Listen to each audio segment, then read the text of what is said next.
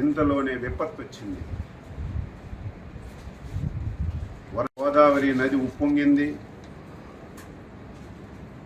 దానివల్ల అటు west Godavari, east గోదావరిలో చాలా ప్రాంతాలు ముంపుకు గురయ్యాయి. చాలా గ్రామాలు ముంపుకు గురై ప్రజలు చాలా అవస్థలు పడుతున్నారు. మీరందరూ సజీవ సాక్షులు. గతంలో కూడా మీరు పనిచేశారు.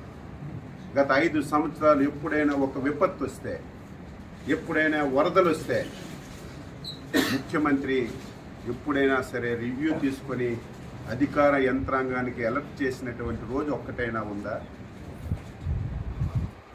ఆ రోజు 5 సంవత్సరాల్లో ఒక మంత్రి అయినా, ఒక అధికారి అయినా గ్రామాలకు వెళ్ళి పేదవాడికి పలకరించినటువంటి దాఖలాలు ఎక్కడైనా ఉందా?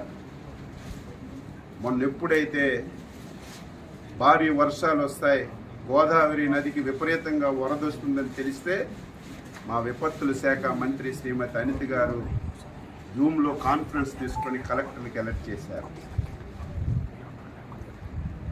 ఏవైతే ముంపు ప్రాంతాలు ఉన్నాయో, ముంపు మండలాలు ఉన్నాయో అధికార యంత్రాంగానికి అప్రమత్తం చేసి ఏ ఒక్క ప్రాణ నష్టం జరగకూడదు, వారందరికీ సురక్షిత ప్రాంతాలకి తరలించడమే కాదు, మీరు చూశారు గతంలో వరదొస్తే తరలించి వారికి బస్తాల్లాగా ఒక స్కూల్లోనో కొట్లోనో పెట్టేయడమే తప్ప ప్రభుత్వాలు చూడక ఆర్తనాదాలు విన్నాం.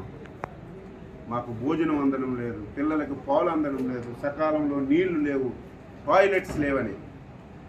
ఈ 5 రోజుల్లో ఎక్కడైనా ఒక వార్త వచ్చిందా? భోజనాలు పెట్టాం, పిల్లలకు పాలు ఇచ్చాం, వాటర్ ఇచ్చాం, వాళ్ళు మళ్ళీ నార్మల్గా వచ్చి ఇంటికి వెళ్ళేసరికి 3,000 రూపాయలు పరిహారం కూడా ఇచ్చి వాళ్ళందరికీ న్యాయం చేశాం.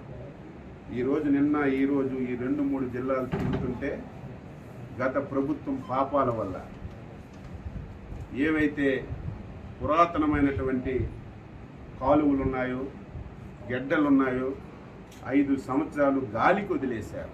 కనీస స్థాయిలో మెయింటెనెన్స్ చేయలేదు. కనీసం ఒక తట్టెడు మట్టి తీసి ఆ కాలువలో ఉన్నటువంటి అడ్డు కూడా తీయకపోవడం వల్ల నిన్న వచ్చినటువంటి వరదలకి ఆ కాలువలు పొంగి వేల ఎకరాలు రైతు పెట్టినటువంటి పంట పూర్తిగా నాశనం అయిపోయింది. ఈరోజు చంద్రబాబు నాయుడు గారు అసెంబ్లీలో